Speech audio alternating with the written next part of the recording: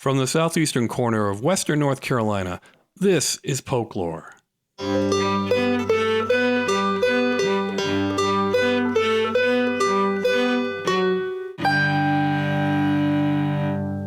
I'm your host, James Hernisham.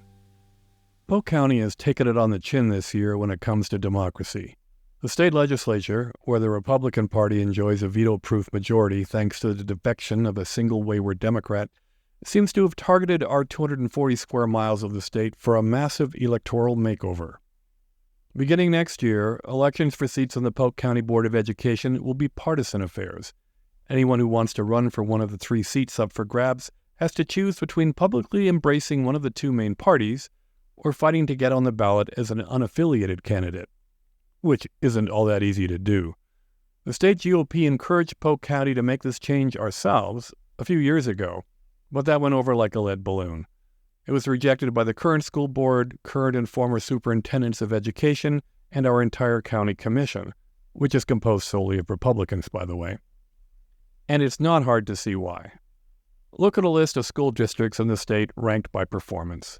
The top districts are almost all nonpartisan. Across the country, more than 75% of school boards are nonpartisan, and some states even forbid partisan school board elections. But legislation converting Polk's school board to partisan status sailed through the House and the Senate anyway. Polk County also lost its off-year elections, which means that the municipal elections scheduled for this fall were put off until next year, and every term of office at the local level will be 4 years long from now on. And the county got split in two as part of congressional redistricting. Come 2024, the Saluda and Cooper's Gap precincts will stay in NC 11, where Chuck Edwards will be running for re-election, possibly against Democratic State Representative Caleb Rudo, unless someone upsets either of them in the March primary. The rest of the county will be moved to NC 14, where State House Speaker Tim Moore wants to run against whoever the Democrats dare put up against him. Some of the folks in White Oak and Mill Springs areas will have to check out the Board of Elections website to find out which side of the dividing line they live on. Our state representative, Jake Johnson, supported all of these changes, and over the next hour, I ask him why. I also ask him why he had funding for the Saluda Grade Rails to Trails project pulled off the budget negotiating table at the 11th hour, threatening the whole project, only to reverse course soon after. Does that sound a little confrontational? Maybe, but we're now officially into the campaign season, so the questions are only going to get tougher. Our representative had answers prepared for all of them, so I'll let you judge whether those answers are up to snuff. Jake and I talked in the conference room above the House of Flags Museum in Columbus on December 4th, which happened to be the opening day of candidate filing for election 2024. Jake Johnson, welcome back to Folklore. Absolutely, Jase. Thanks for having me on. I appreciate it. Well, hopefully we can do at least one more before the election next year, or maybe even before the primary. Yes. Right? So won't go back into session officially. I think the rough day we're looking at is late April. So as we get in and start looking at what that agenda looks like, maybe what the field looks like, we can do one early next year. I understand that because of the way in which the districts are drawn in this state, and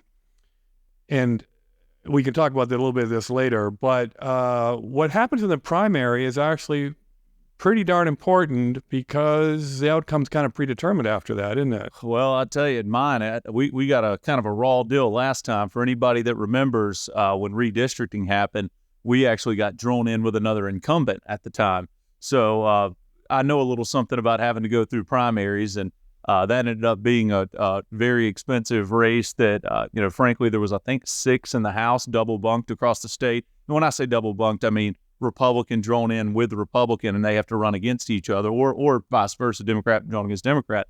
And but I think there was 6 Republicans drawn in with each other across the state. Lucky me, I got to be one of them. So we went through a rough one last time, and hoping we can avoid that this time if all possible. Well, I'll be paying real close attention. You're going to be filing for re-election right after this interview. Correct. As soon as we wrap up, we're about 5 minutes of Board of Elections, so we'll be rolling right over there to file again, 2024. Right. I'm going to be advising everybody who's listening to pay real close attention to who files because I think the primaries are where it all happens this year. Absolutely. There's a handful of swing districts across the state. I don't know the exact number. By that, they could go either way in each year. And really any seat could go anyway, but you got to, there's a handful that are going to be true swing districts across the state.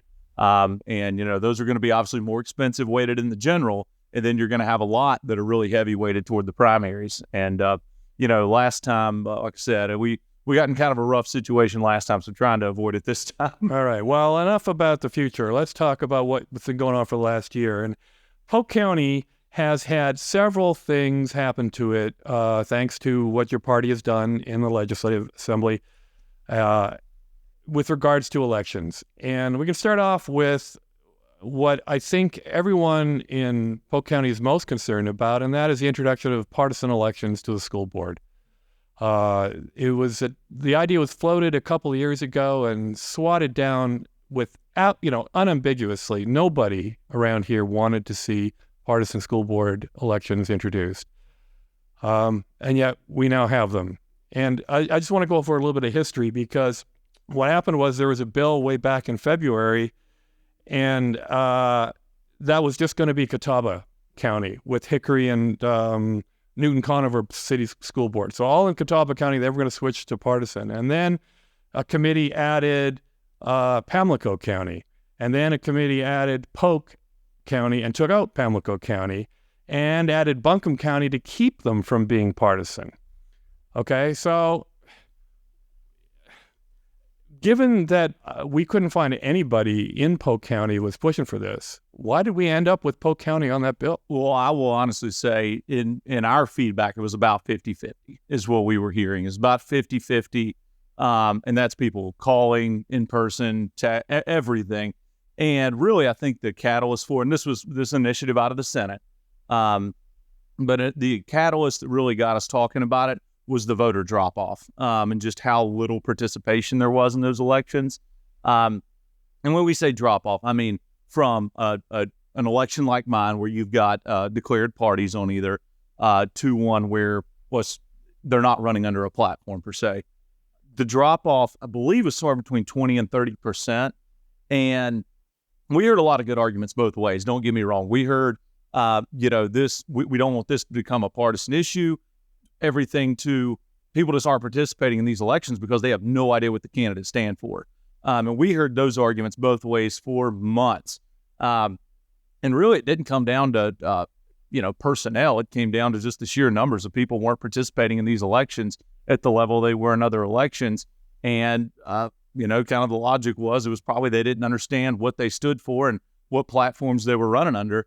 And I think in a politically charged environment, people didn't want to vote for somebody that they didn't know any basis of what they stood for. Well, I can understand the argument of wanting to increase participation. This is obviously something America suffered with in the past, historically low compared to other Western nations. But let's look at the end result here. The Polk County schools are consistently rated among the best in the state. Niche.com, which is one of the popular rankings, had again put Polk County number 2 in the state. And a new report from a group called the North Carolina Forum for Education or something like that, I'll put it in the show notes, just ranked Polk County number 1 in addressing the needs, especially of economically disadvantaged students. Yeah. So, we have been extraordinarily successful for a small rural county. So given our success in the past using a nonpartisan school board, the fact that the existing school board didn't want partisan elections, the administration, the staff, all 5 county commissioners, all of whom are the same party as you, all opposed this. And I mean, it was floated and they talked about maybe a referendum, but there was unanimous agreement at the public meetings. So I don't doubt that you heard some dissent, but it really did seem like what you're doing is changing something that doesn't need fixing. Yeah, and again, this was something that we heard good arguments on both sides, and it was this was a really tough one because at the end of the day, it really just did come down to the numbers and getting that participation up. And people came to us and said, we're being asked to vote for people we have no idea where they stand on anything. There's not enough money to get the messaging out. Well, okay. Yeah. That's in part why this podcast exists, because I do want to help people get the word out. Yes. But if you we're a small county. It's not that hard to figure out what people are all about, right? I mean, how long does it take to find out where someone stands on some important issues like school vouchers or how challenges to books and libraries are made? I mean, you don't have to spend a lot of time like I do conducting long interviews. So I'm curious who, you don't have to name names, but what type of people will telling you that they're really concerned about low turnout? Like I said, it was a Senate initiative. That's something they'd been pushing for a while. And at the end of the day, we did have a lot of people in the county. I mean, I know obviously they're not the ones probably coming on your show and talking to you, but we did have a large portion of the county emailing, texting, and frankly, when I was doing community events, coming up and saying, other counties are doing this. We deserve to know where our school board members stand on certain issues, and they're hiding behind this nonpartisan thing, not telling where they stand. And I know these, and I know these people personally, so I can call them and ask. But to the average citizen, they felt like we're being misled by not knowing where they align on certain things. Okay. Well, I mean, we could argue about this all day, and we're not going to waste up all the time. But one more issue: what this means, the practical downside of this is that if you're not a registered member of the Democrats or Republicans, you have to get like 650 people to sign a petition to get you on the ballot. That's not going to be easy for unaffiliated members of the school board or people who want to be members of the school board who are unaffiliated, who are tired of the polarized partisanship in this country, because it's really crazy these days. What do you tell somebody who's unaffiliated who says, geez, that's an awful lot of work. It's hard enough getting the word out there and what I stand for. Now you want me to find 650 people in Polk County to sign a petition to let me on the ballot? Well, that's the way it's always been. I mean, it's always been really hard. I mean, we've had independents run for county commissioner here many times, and frankly, it's and I don't think you have to be an extreme of either party. If you are, I think it's just the political reality that to be competitive, you need to be aligned with one of those political parties to be able to. And it's not to say it can't be done. I mean, I'm sure it has been done, but it does make it extremely difficult in those elections. So, in other words, what you're advising is, if you're unaffiliated, just swallow your little bit of your independence and join one of the parties, because that's the way you have a better chance of succeeding. I'm saying historically that's been the way it's worked. Okay. Well, let's go to issue number 2. Polk County used to have elections in so-called off-election years, like odd-numbered years, and we got that taken away from us this year. What was that all about? As far as the county commission races? Yeah, municipal and county commission races. So that just come down to a sheer cost of administering elections, that if we could get those synced up onto the same number of years, and there was very little pushback on that when you look at the sheer numbers of how expensive it is to administer elections, again, helps turnout. That was a big push in a lot of these bills, is to get turnout up. And I think that when you have those off number of years, a lot of people don't know they're going on. A lot of times these are votes that are decided by the total vote turnout may only be in the double digits. So you've got extremely low turnout. It's very hard for people to make people aware there's an election, just from a cost standpoint. And then the actual cost of administering the election itself through the Board of Elections. If we can get those all synced up, it makes a whole lot more sense. And then Polk always did it a little strange. Even when I was on the county commission, Polk always did it very strange, to where the high vote getter, actually the 2 high vote getters, get a 4-year term. The third person gets a 2-year term. I don't know. I've talked to a lot of people across the state to try to figure out, do other ones do it this way? Maybe one I've talked to across the state does it. So it was very rare. And it was confusing to a lot of the voters, because we just voted on you last time and it's a 4-year term. Well, I didn't get the 2 I vote, so you have to vote on me again this time. Or I did, so I'm not up for re-election. Synchronizing that and making them all 4-year terms made a lot of sense. Just for the public understanding of how elections work and making sure everyone was on the same page going forward. And again, I can't even think off the top of my head of another one that did it that way across the state. So are we heading now, everything's 4-year terms? Yes. This in the county, that's headed to 4-year terms, as to where before, I believe it was the top 2 got a 4-year, bottom, you still won, but you only won a 2-year term. So that was the way it was staggered. Now it'll be staggered by when you get that 4-year term. That's the way other counties historically do it. But, again, municipal elections, we didn't have any this year, even though some terms were scheduled to be up, but they were just given another year in office, basically.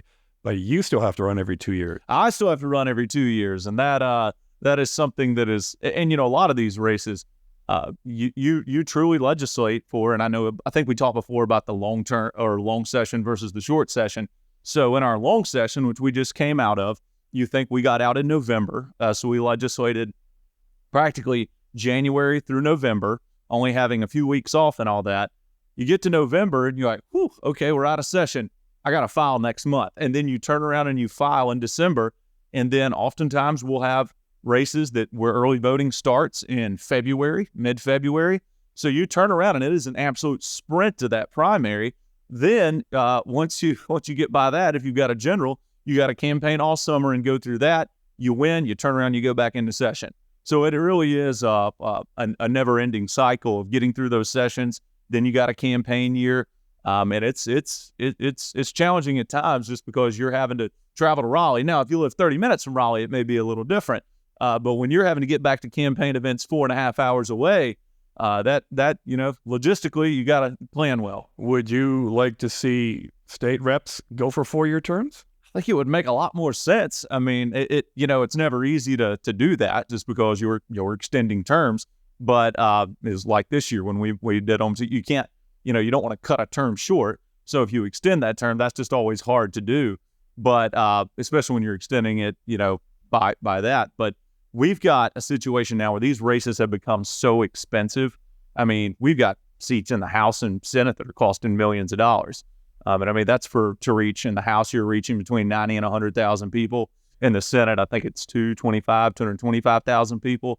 So you got these races that are so expensive. So you're having to raise so much money and having to spend so much money in so many of these races. And then you're having to go back and legislate. And so it really is difficult on a 2-year cycle. I think it would make a whole lot more sense if we were on a 4-year. So, maybe there needs to be a big public outcry for that. I think that means a push in the future. That brings up an interesting question because a lot of these changes, and we'll continue talking about them, don't seem to be grassroots complaints because people really aren't aware of what's involved in running an election or running for an office, right? So, I mean, it seems to me this is a function of people at the top going, this is how we can better run our elections, right? This isn't groundswell people being fed up with too many elections. Yeah, and I would say, I don't know how many people out there actually know we run every 2 years, because it all kind of blends together. And Congress does the same thing. I mean, you think how much money is spent in a competitive congressional election, and that goes on every 2 years. And, the politicians always talk about having to hate raising money. Well, people also hate getting the mailers and everything that have to be sent out during these things and seeing the TV ads and all that. Especially if you're in one of those competitive seats. I mean, you're going to get inundated with the political stuff, but you got to do it if you're a candidate. You got to do it to get your message out. Well, it seems like there's conflicting notions here. On the one hand, you want to increase voter participation. On the other hand, you're saying, well, I mean, there's too many elections. I mean, percentage-wise, we want to increase it. The propensity of it, I think, 2 years. It's just it becomes a logistic of being able to focus and being able to actually legislate. I mean, because like I said, right now, even during the short session, people will be running in elections. I think it's important for people to remember you're not actually a full-time legislator. That is also... What's your salary, $14,000 a year? Oh, yeah. And then whatever they give you, I don't even think covers the hotel. But right. So you're a part-time legislator, and yet every 2 years you've got to mount a camp. Again, just like Congress, which is more full-time. And so we've got, really it's, and again, it depends on where you live too. If, you live 30 minutes from the Capitol, it's a lot different than if you live 4.5 hours, or if you're my buddy Carl Gillespie out in the western part of the state, I want to say he's 6.5, 7 hours away. So you've got folks having to really commit a lot of time just being on the road. And frankly, doing what I do now, if it wasn't for the technology and being able to do some of it remotely online, I'm not sure I'd be able to be up there right now. I mean, 20 years ago, before we were able to do so many things remotely, you really had to be somebody that had the flexibility to do that. And someone working a normal 9 to 5, that's really difficult. And especially, again, if you're having to commute that far. So, just the logistics of it do present a lot of challenges for folks. What do you think about the idea of paying? This is self-interest. Yeah. I mean, really, if you don't pay legislators, part-time legislators, enough money, you can only attract people who are more or less independently. Yeah. Or are be able to do things remote, do them back in the district, and then be able to go to Raleigh 3 days a week. And we've talked about putting together, I know this has been floated in the past, I'm not sure where it landed, being able to float a commission to say, based on the hours worked, based on this, based on the workload, it's never looks good for us to say, hey, pay us this much. But, I think there has been, even retired legislators are some of the biggest advocates for this. There was a legislator in the western part of the state who recently just was a huge advocate for this. And we got to put together some kind of commission that says, based on the time spent there, based on the amount you have to travel, based on this is what it needs to be set at. So it's not us saying, hey, this is what it will be, but somebody putting together the actual metrics of, based on how much time you're there, this makes the most sense. All right. I'm glad you raised the notion of a commission, because I got another idea for a commission that we should talk about.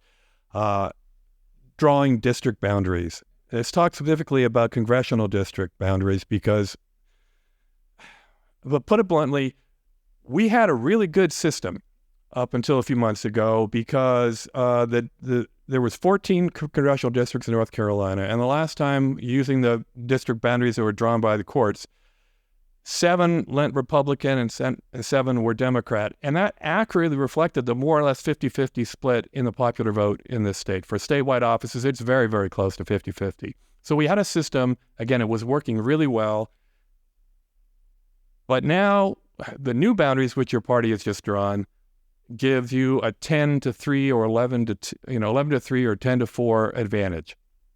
So there's 2 questions about that. One is, again, it wasn't broken, why fix it? And 2, why did Polk County have to get split in 2? Well, and I would back up and say any districts a court drawn, that is broken, because the Constitution is extremely clear. And frankly, I'm not a lawyer, and I think I've disclosed that in every interview. I'm not a lawyer. I read the Constitution says the legislature shall draw the maps. And that has been interpreted, way too many different ways, but it says what it says. So the fact that a court was even touching that map was blatantly illegal to me.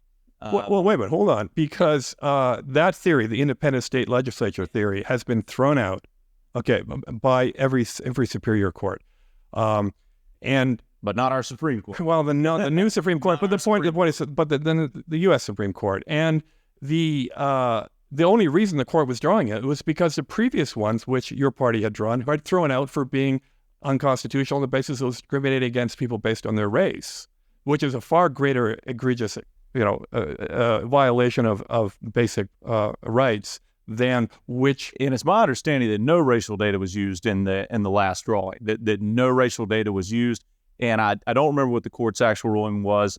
I believe it was that partisan data could be used, not racial data. Right, that's what they concluded, and they concluded that the previous district boundaries were discriminatory to African Americans. That was their finding. So that's why we ended up with the court drawing it. I don't think anyone can disagree that had to happen, right? If the courts threw it out, you had to give it to the courts to draw. No, absolutely not. So the way the Constitution reads, they cannot like our maps. They can't touch them. And that's where this new Supreme Court came in and said, are you kidding me? Said you just blatantly violated the Constitution by touching those maps. You can say you don't like them, and every justice has their own opinion. That's why they're elected too.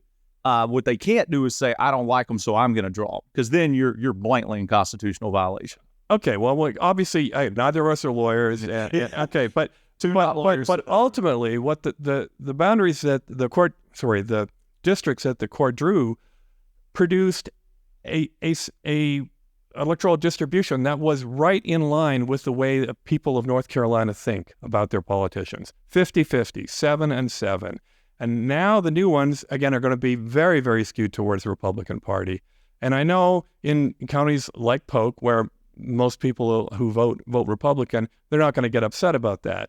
But fundamentally, again, the question is, if the previous system produced a very representative. This is not an opinion. This is an objective statement. A very representative system that accurately reflected the politics of North Carolina. Why would you need to redraw the boundaries?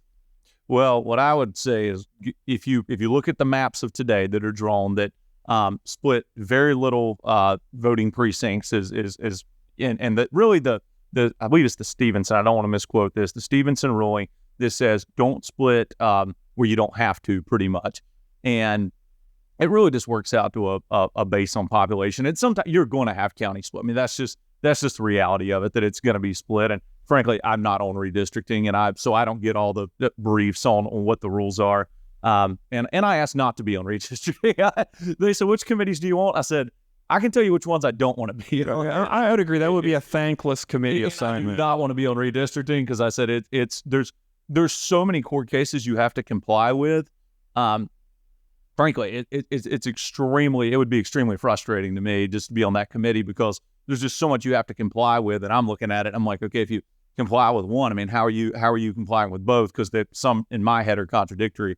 So what I'm looking at is, one, the old districts, and I say old, I mean early 2000s, that Republicans won under, did not pass the eye test. I would challenge anyone to go back and look at the maps of the early 2000s and then look at the maps that we drew, and just based on that, which passes the eye test of actually drawing districts that make sense.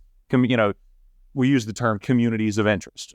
We use the terms not splitting. There's an acronym for it, but it's pretty much the voting. I can't remember the acronym, but it's the voting areas. There's so many criteria you have to do. Go back and look at one from the early 2000s.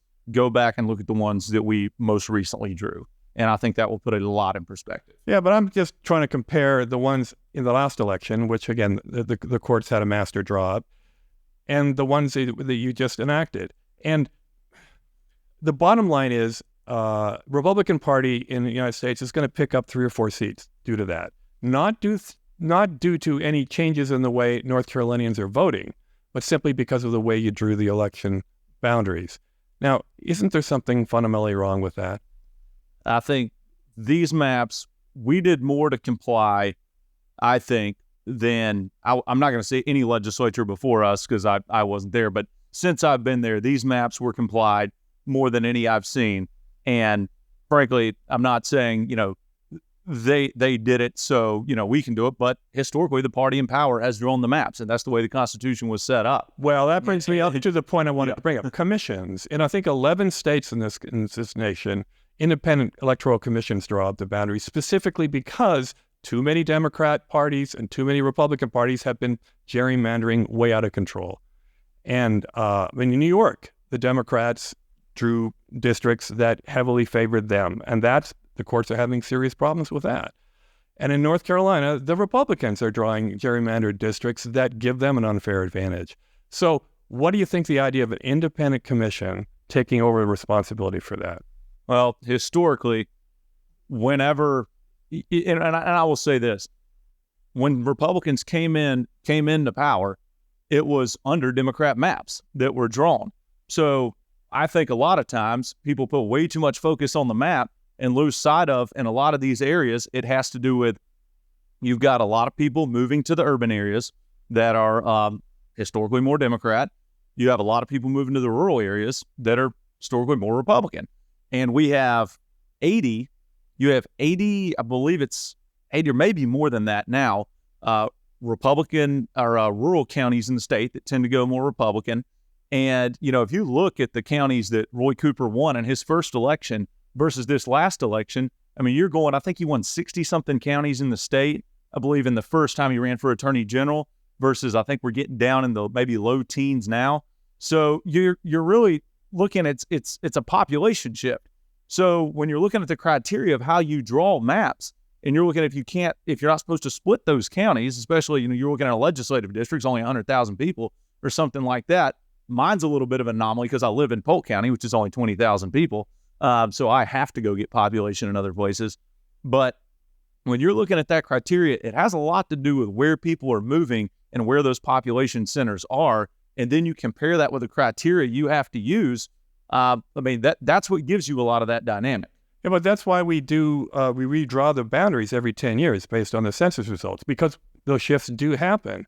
And again, my point is, wouldn't it be better to ensure that, because one day the Republicans will lose power in North Carolina, Democrats will take over. I mean, it'll happen eventually, even with the gerrymandered districts. So wouldn't you be more comfortable knowing that independent, nonpartisan commission is going to produce boundaries every 10 years based on the population shifts that make sense?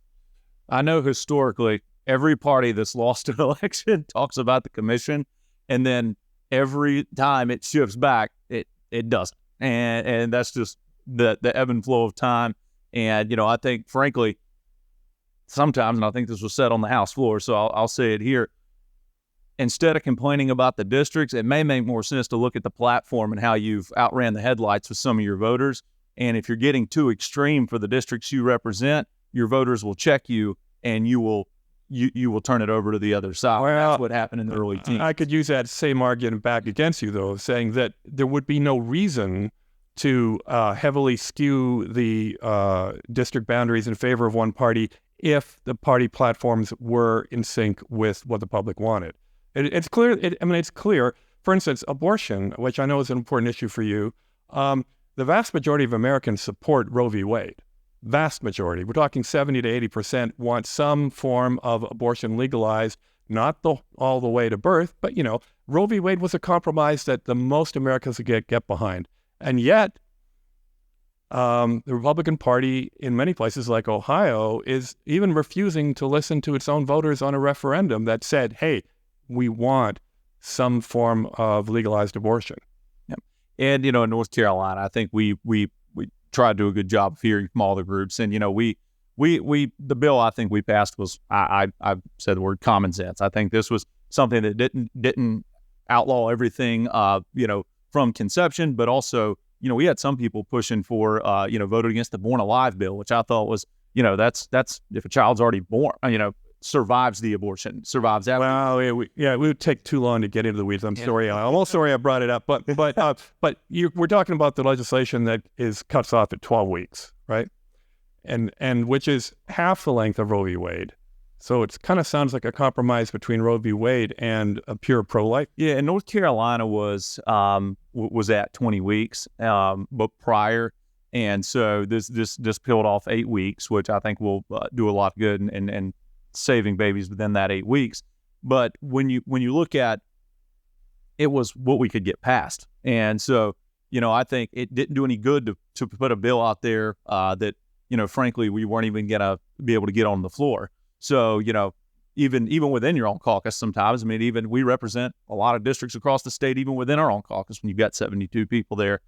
So being able to get some consensus and, when we have those discussions, we those are oftentimes very passionate discussions, even within your own party about where that is. And, we got to a point where that was a bill we were going to be able to pass. So there was a lot of consensus building there, and it was, not what a lot of people were very frustrated. They wanted something more strict, maybe a heartbeat bill.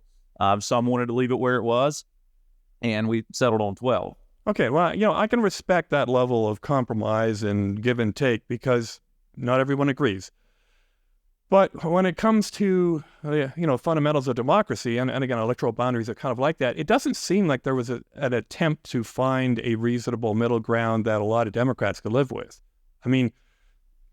10-4 or 11-3 is the new split, and with like one district kind of uncertain.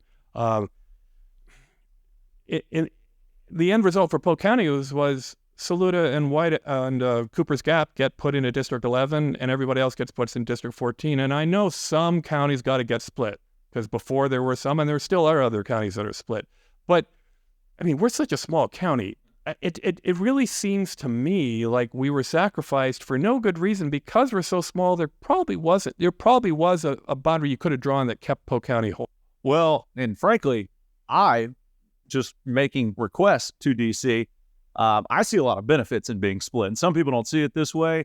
I can tell you from counties I've represented that are split, see a lot of benefit from it because you've got 2 votes instead of 1 for anything you're advocating for. And I'll give you another example. that if Rutherford County split now in the State House district, when you've got myself and another member advocating for that, if we've got a member project or something that we're advocating for, and that's mostly capital projects, the dam or something like that, if we're advocating for something like that, having two people you can call, and you've almost got an extra built-in vote and an extra built-in person advocating for this stuff. And then you look at the historical context of it, and frankly, there was a couple different versions of the map. One Polk was split, one wasn't. And for me, you're looking at communities of interest, and you look at Saluda. Saluda has historically been very tied in with Henderson County, just because you've got Saluda addresses that are actually part of Henderson County. I mean, it's where I do my shopping. Yeah, and so you've got 176 that ties in Flat Rock up there, and you've got a lot of infrastructure things, whether it be I know some of the internet providers kind of tie in on that backside, and water and things like that. So you've actually got a decent case to make that for communities of interest. And I believe Saluda historically was part of Henderson County way back in the day, or part of it was tied into Henderson County.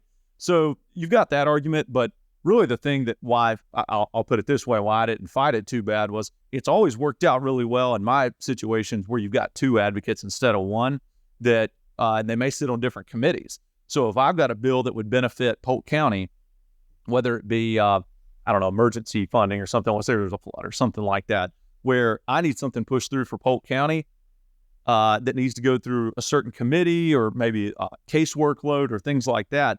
If I can call Chuck Edwards or whoever wins this 14th district, which I'm very familiar with all the candidates running there, and feel very, very, very good about my ability to get in touch with them. And Chuck's been great in the 14th or the 11th, being able to, all the numbers shift, the 11th, being able to get in touch with him.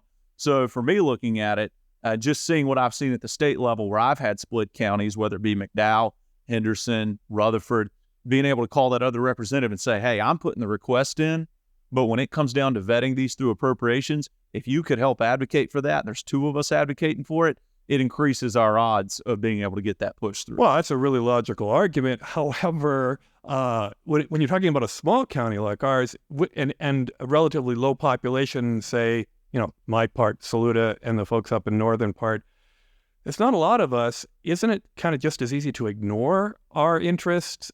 Because, well, you got a good state representative. That's the thing. You got somebody who can call these guys and get it pushed through. And I just say that to say, in my experience, the split county is not a bad thing at all. And I'll use Rutherford County as an example.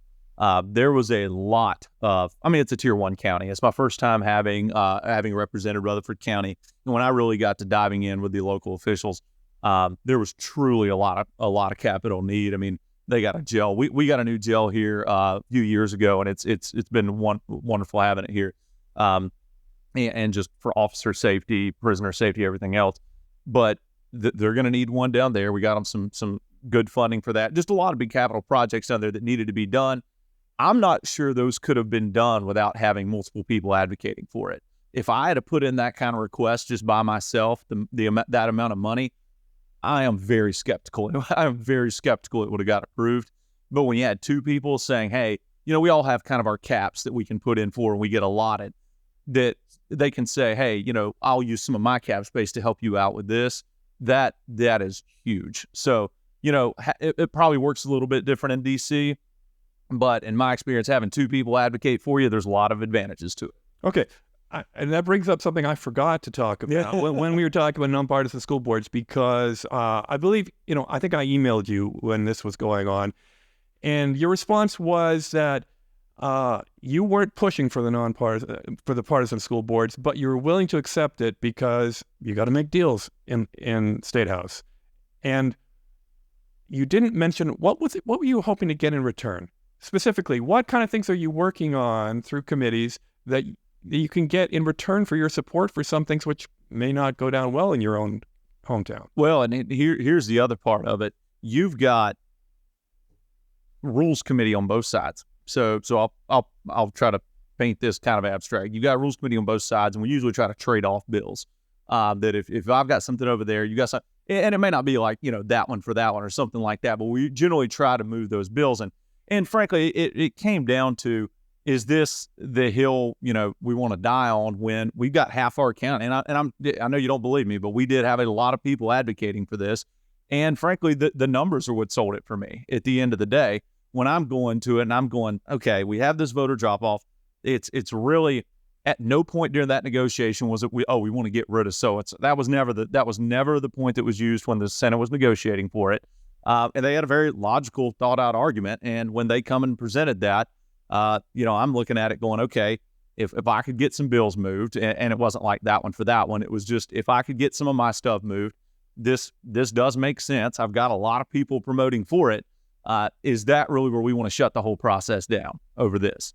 And but it wasn't about shutting the whole process down. This was a bill that was started off in Catawba County, and Polk was added to it, a month later. Couldn't you have just said, hey, we just had a big debate in Polk County, because we had less than 2 years before, and it was shut down here. Couldn't you have just said, let's maybe put Polk County further down the list? Let's just, why add Polk County? And especially since Buncombe County was added to the list, but in the opposite way, to make sure that partisan elections couldn't go in. And let's face it, we both know why that's true. That's the Democrats control Buncombe County, okay? Yeah. So it was quite clear that what the leaders in Raleigh were doing was making counties where Republicans are more likely to win, give them partisan school boards, and places where Democrats were likely to win, make sure they couldn't have partisan school boards. There's no other way to interpret that. Well, and that was never the way it was sold. That was never the way it was presented to us. It was simply, we've got people coming to us saying they don't know what these people stand for, and we won't. So, and it was the same. I don't know if you remember the judges when some of the judges were made to partisan across the state. It was the same exact argument that was used. People are not voting in these elections because they have no idea what these judges stand for, and they don't want to vote the wrong way, and then find out later that they voted for somebody who didn't believe the way they did. It was really the same argument that was used, not we want to get this person in over that person. It was these people have no idea. The people contacting us, and I see it at the polls. I saw it at the polls because when I'm standing out there, oftentimes when it's nonpartisan, those are ones that are kind of left off the voter guides that people are handing out. You've been to the polls, people try to hand you everything. And there's a left off there, and they're like, hey, how do we vote on these? How are they, and they have no point of reference. And I think it was the same argument that was used, and that's the biggest parallel I can draw, was when this was implemented for the judges, same logic that was implemented for the school board, was that some basic understanding of where they stand. Okay, but just one, and I won't belabor the point, but one last time, then why make Buncombe County forbid them from having partisan elections? I don't know. I believe it was a local bill, and I'm not sure if there was a local delegation issue. I really don't know, because the local bills are not like statewide bills. It banks a lot more on the local delegation, so I can't speak for it. It's just a little bit of a conflict there. I was going to say, I don't even remember. I don't know if there was any conversations with the Buncombe delegation. I don't remember. All right. Well, I guess we've beaten that horse for a little bit. Let's talk about the other big thing that's going on in Polk County, and that's the Rails to Trails project, which is almost certainly going to happen, right? We'll see. Okay, but because South Carolina, like a year ago, committed like $15 million to the project, and I think a similar amount of money is included in this year's budget for North Carolina? It is. Okay, but that wasn't always certain, was it? Didn't you kind of push back a little bit? And I'm happy to give you the whole rundown. And frankly, the room we're sitting in, I know the viewers can't see it, or the listeners can't see it, but the room we're sitting in right now is kind of where we had the talk about things. So what happened was, those are generally put in as member requests, and generally put in, and they're vetted through, and that way we can we can more or less see those plans compared to other projects being requested in the county, and kind of vet those out on priority. This was, I'm not going to say snuck in, but it was tried to being put in the budget a different way behind some of the appropriators' backs. And it was really just a lack of communication, I think, between some of the groups involved and what their people in Raleigh were trying to do. And frankly, I'll tell you, the one who was a great advocate for both sides, because he's been on both sides of the fence, Chuck McGrady. I've worked with him on a ton of projects. He sees it from both sides, and he certainly understood the method had a lot to be desired for how it was done. And so, when I called him and said, listen, this is not the way we operate up here. We're not going to try to do things behind people's backs. We're going to vet this thing based on what it can bring to the region, and not try to slide it in other avenues. And so when we sat down and had that conversation, that's when we got things back on the rails, for lack of better words, and we were able to get that put in. The one thing that was had to be in there for me was a feasibility study to see if there was what the economic benefit would be. And the coffee cup I got right now is the Smoky Mountain Railroad up there. I wanted to go do it in person and say, what is the demand? What are the logistics of this? And just kind of fill it out. What is the feasibility of it? And we put some money in there for a feasibility study on that. So for the money to be released, that feasibility study has to be done first. Now, just the eye test of what I know and what I've seen, the bottom part is in the bottom part of the rails. And when I say bottom half, I mean Saluda to Tryon are in rough shape. There's a lot of areas washed out.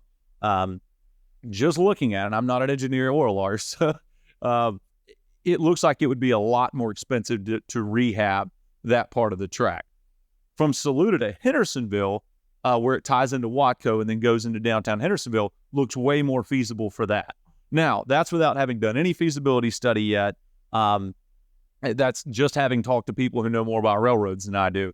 They said it's way more feasible to potentially have a passenger car going up the grade than going down the grade, just because of the amount of repairs and the topography and things like that. Oh, wait, passenger car? Yes. Okay, so, but the Rails to Trails project is primarily about creating bicycle and walking paths. Correct. Yes. And that was what the media covered. That was not necessarily the conversations that were going on during that whole time. And we haven't ruled out those coexisting together. So there's some scenarios where you have a railroad and a bike trail. And we've got a couple of examples across the state where those exist. But just from a feasibility point of view, I can see, just my vision, Saluda being the hub, to where going down the mountain, you have a bike trail, walking path, and everything else. Going from Saluda to Hendersonville, you have a passenger car that really fits more of kind of the historical railroad town Saluda characteristic. And you've got the best of both worlds, with Saluda kind of being the hub for both. And then you got to figure out parking and everything else, which we'll get to that when it comes. But that's kind of the overall vision of what this feasibility study is looking to figure out. Well, that's certainly not the vision that was originally described. I mean, I did an episode of this a year ago. We were talking to one of the organizers with Conserving Carolina, and they jumped the gun a little bit. I'll put it that way. I mean, they're the ones that came up with the idea. Well, we've been talking about a passenger car for years, ever since the old railroad shut down. In fact, when I moved here 20 years ago, I was very interested in the notion of resurrecting passenger service. But the truth is, Norfolk Southern abandoned the rail a long time before they were legally allowed to. They stopped. Well, that's right. They stopped maintaining the rail, even though that was part of the condition of them getting the right of way, and it's no longer possible. But most of the route just is way beyond the point of resurrecting with a reasonable sum of money, right? Now you say Saluda to Tuxedo, maybe we could do that. That's more the route we're. Okay, so you are willing to say, hey, let's take this money out of the budget if we don't include the possibility of a car surface? Was that? No, it was just a feasibility study. So yes, that was a huge priority for me. Yes, absolutely. It was a very easy ask. I mean, that was one of those things that it could have been solved with a phone call type of thing. And we were just wanting to get it back in the member project realm, as opposed to handing it to a department and saying, y'all are in control of this now. And so what we wanted to do was make sure that locals had input on it. It was not sent to a department and saying, this is what we're doing. The money's already there. We have no more control over it. What we wanted was a local steering committee made up of local elected officials, folks that have expertise in all these different realms we're talking about. That was a lot of the issue, was there was going to be no oversight locally. Yeah, but we came within like a day. Right, it was very close to the deadline for getting those member appropriations in, where you basically had it pulled until some issues were worked out to your satisfaction. That's a big gamble, isn't it? Because even if you didn't get the passenger rail concept feasibility study included, this is a lot of money that can benefit Polk County. Oh, absolutely. And you got to look at, we wanted this money here. I mean, that was absolutely, but we wanted the locals to have control of it. We wanted input on this thing. We didn't want it to get shipped off to some C4 that was going to run away with it. We wanted our local officials and our local delegation to have some input on this, and we were scared the way it was put in there. I said I'd rather do this thing a little slower and right as opposed to do it fast and wrong. And that was kind of our stipulation from the beginning. And putting a feasibility study in should not have been a breaking point for anyone. Well, feasibility study specifically about passenger service because a feasibility study for the whole thing was on the books right from day one. Yeah. I mean, obviously, it's happening right now. Yeah, I believe that was it 200,000 in 2019 maybe? Yeah, I mean, the first thing that happened once it was clear this was going to hold is they started on the feasibility study, which is going to be concluded in a few months. Again, when I did an episode on this, it was clear that was the first step. I guess it just surprised me because I don't think anybody that I know was talking about resurrecting rail service in any form. The plan was to convert this to rails to trails because most of the rail was beyond repair. If you knew how many angry calls I got about putting a trail in over there, if you knew how many just really upset people call me about that, and when I say, listen, I'm not going to be at an extreme on either side. I'm willing to hear everybody and look at what gives us the best economic return, what fits the characteristics of the areas that it's going through in the county. I want to look at all these factors, and I want locals to have input on it. So when we started having those conversations, all this started to take form of, okay, there's probably a compromise in here where we could probably do both. Now, if you didn't want the rail trails and it's on the part, I mean, there's still going to be people not happy.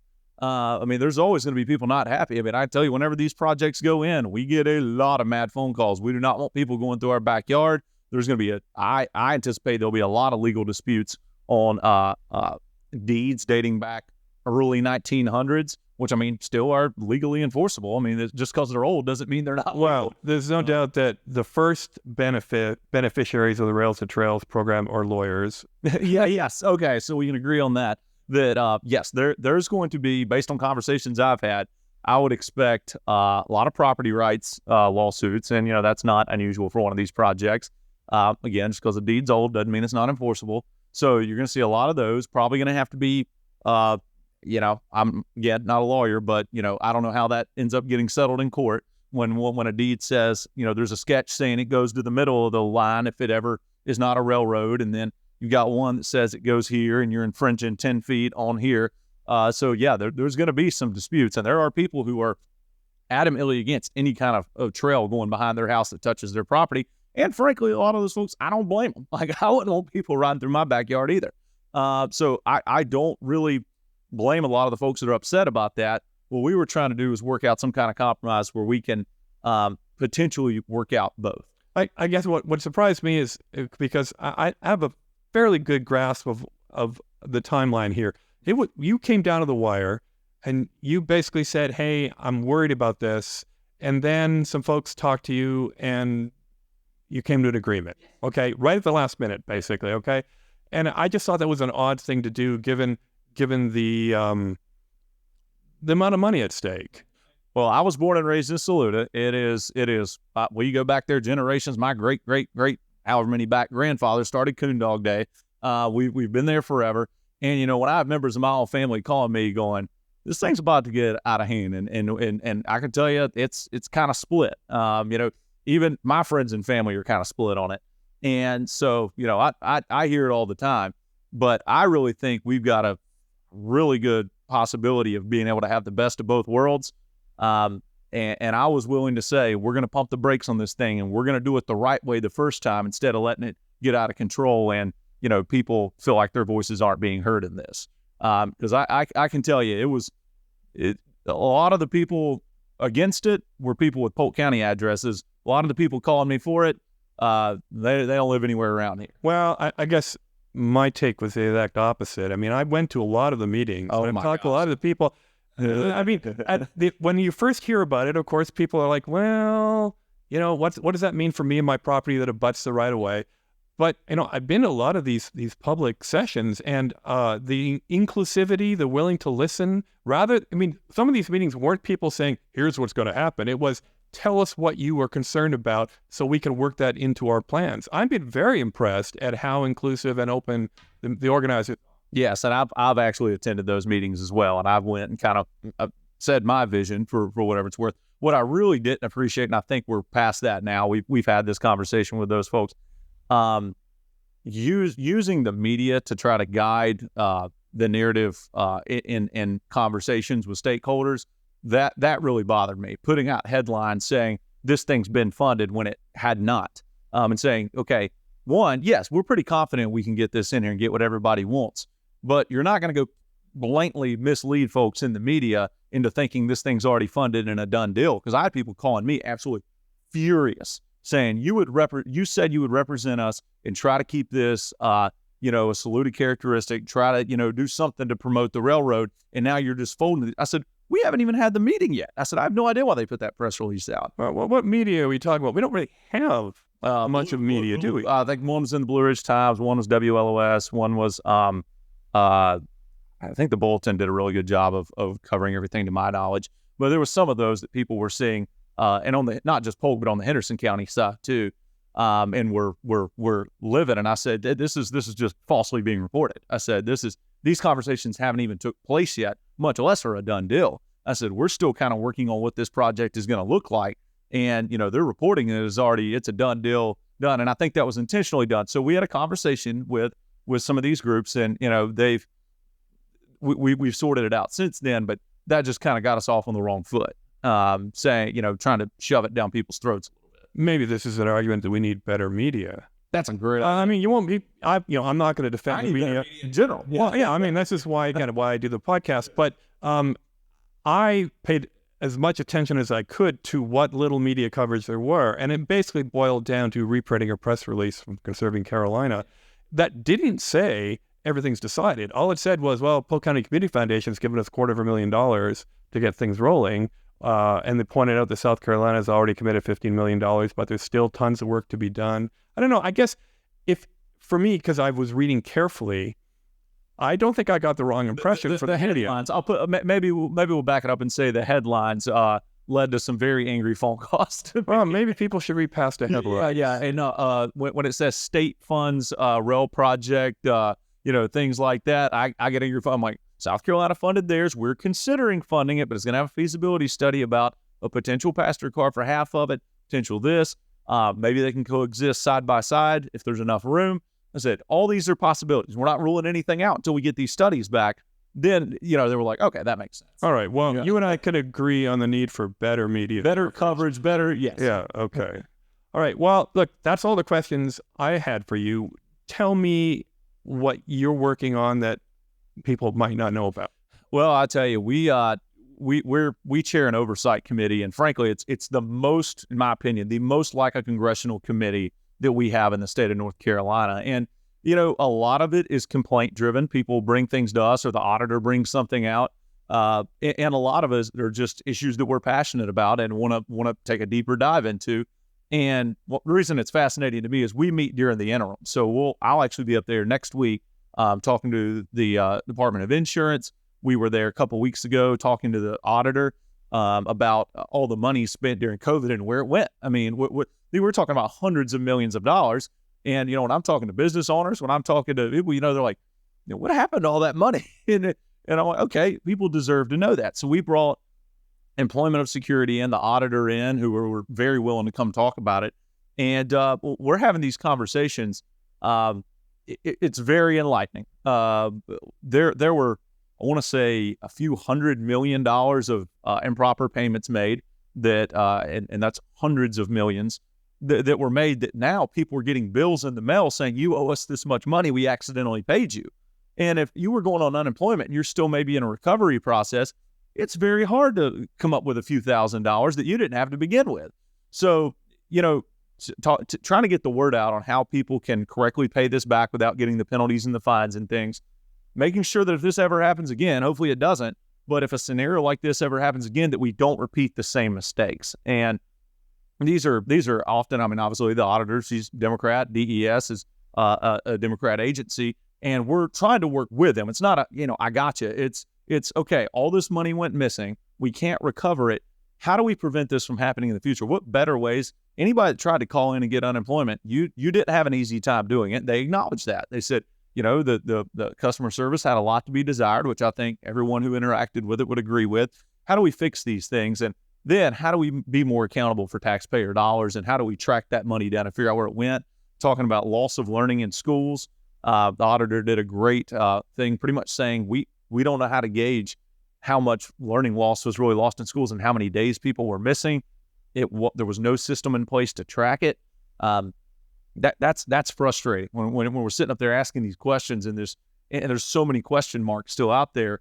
And then we've got another issue kind of pending with the SBI, probably the one that made the most headlines in Raleigh and Charlotte. It was covered out here a little bit, which is, but it affects the whole state. There was a kind of we'll call it a whistleblower instance where the current SBI director, State Bureau of Investigations, correct? It's the FBI for the state, pretty much. They oversee the big capital crimes, the big high level crimes. There was some allegations that the governor's staff was actually trying to threaten him into resigning, which is, we do not need either side, Democrat or Republican.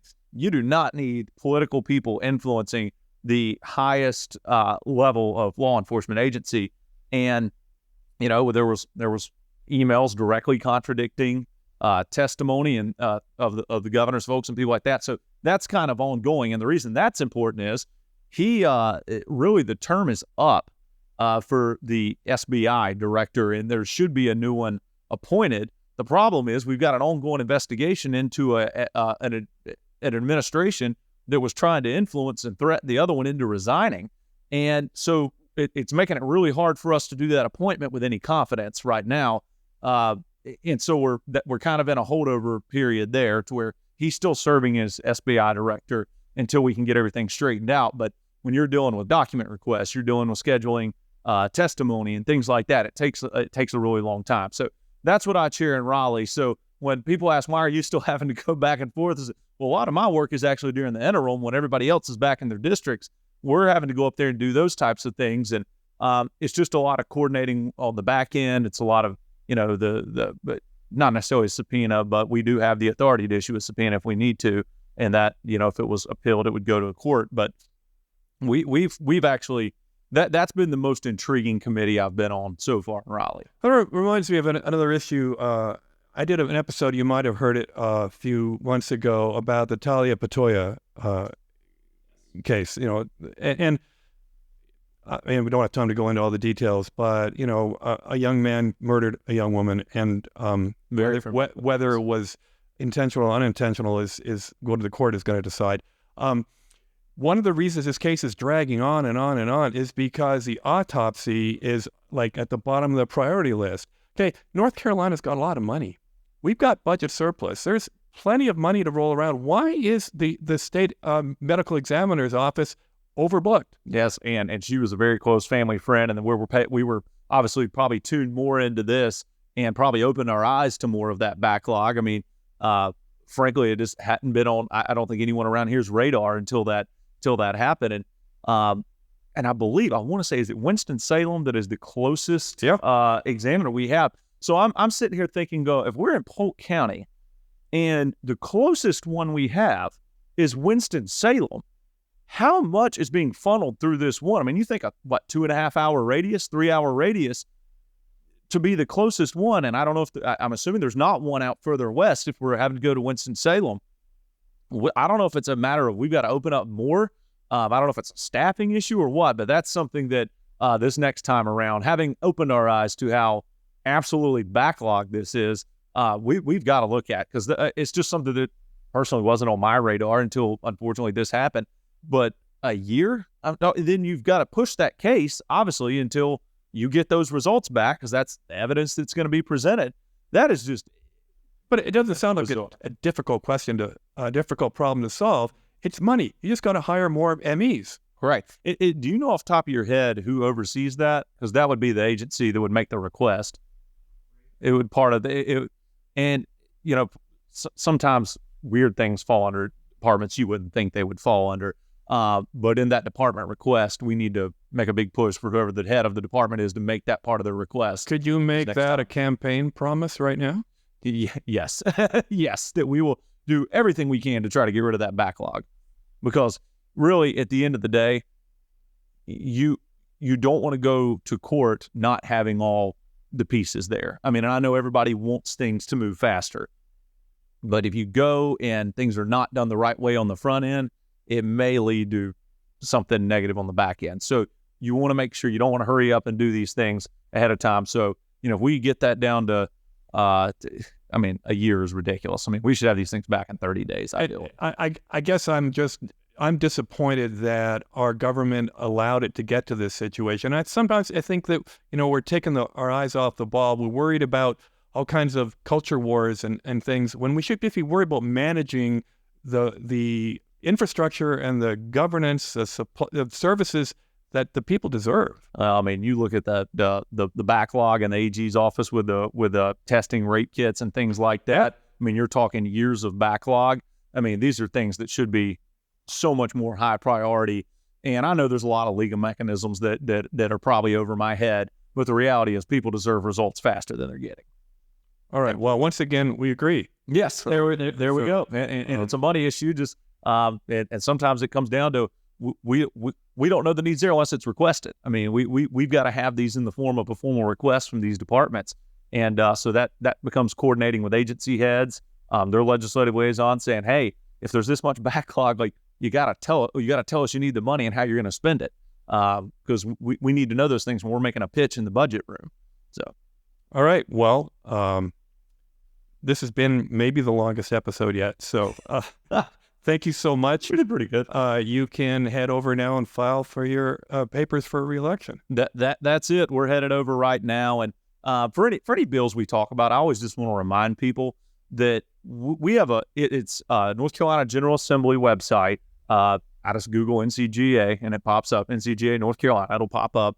And you can search the bills we're talking about. And if you don't want to read through hundreds of pages of legal jargon, you can go to bill summaries, and our central staff, they're not partisan, central staff in Raleigh, do a very good job of putting together bill summaries of the things we're talking about. So SB 749, which is the change, I know we were talking about election stuff earlier, I just use this as an example, talks about the change in the makeup of the Board of Elections, which is in a little bit of a lawsuit right now. But we're talking about these bills. You can go on there and look at these bill summaries, and it will tell you pretty concisely what the bill actually does. It kind of cuts out some of the legal jargon. So that's always very helpful to folks. And if you ever can't find something, please reach out to me at my office at jake.johnson@ncledge.gov. Please reach out to us. We will help you track down, if you're looking for a bill, how we voted on something. All that is public information. And, we just want to be as transparent as possible with people, explain if we voted on something, why we did it, what our county's got in the budget. Frankly, being able to get a budget done this year was a big deal, and I believe the governor let it become law without his signature this time, which is a huge step from having to override.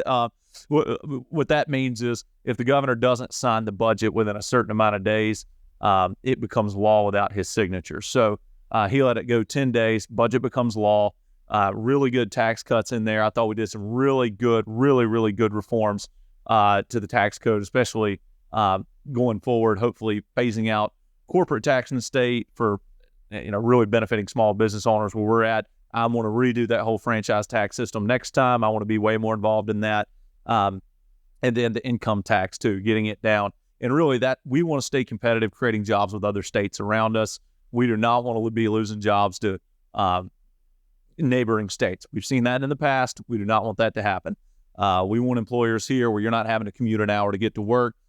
People love living here. They want to live here, and we want to make sure that's possible. So a lot of good things in the budget. I encourage people to go dive through it. It was really good for our area in Western North Carolina. We got a lot of really good things in there, and I'm really excited. And hopefully next time we can come back and talk about the future YMCA and things that we can get pushed through there. And fortunately, it didn't quite. I think something got lost in translation this time, and it didn't quite get funded. I don't know if it was competing with maybe the rail money and some other projects, but it didn't quite get funded for Polk this time. But we're going to come back and make a huge play for it. And I believe it's about a $12 million price tag. The land's already been donated. It's more like 25. So we're going to maybe 12 a year was the request, 12 a year with the land already being donated. So we're going to go in there and do the best we can in the short session, getting some preliminary money set aside, and then come back hopefully during next long session if things go well in November. Come back during next long session and make a play for whatever funding wasn't raised privately. All right. Well, assuming that you make it through the primaries, we will do it again. Absolutely. Well, that sounds great. Well, thank you so much, James. I appreciate it. Thank you.